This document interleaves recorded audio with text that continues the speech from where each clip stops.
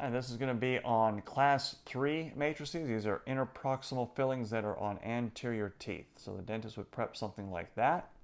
And now we need to put in some kind of matrix that's going to help keep the composite from going places we don't want it to go and just try to keep it contained within that prep. So there's a few different ways of doing that.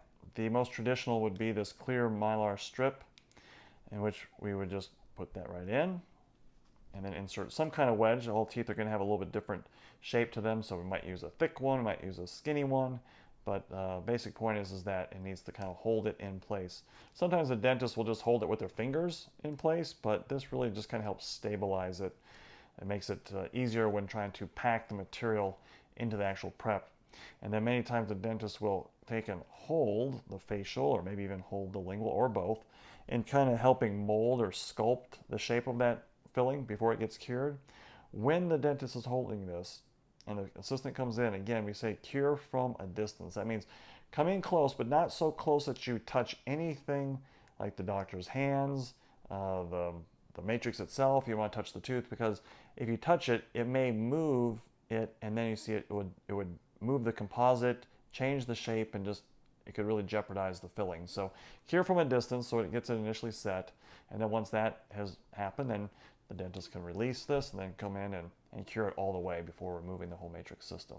So that's one way of doing that. There's also this other thing made by the BioClear company, and they have all these different shapes and sizes that you can use to kind of not just have a flat surface, but actually have this kind of contoured surface. It almost looks like a contact lens, sort of. And you would put this in, and again, slide it in there, not getting hung up on the prep itself. And once it's in place and centered, there you go, that kind of got centered. Hold it with your finger, slide this in. Okay, now that's in. And we'll make sure that this isn't tipping too far towards the buccal or towards the lingual, and that will work nicely. You can tell that contour is a little bit different than just having something flat in there that has a little bit better shape. We sometimes use these to close up spaces as well. They do have different sizes that will allow for closures of even wider spaces than what you see right here.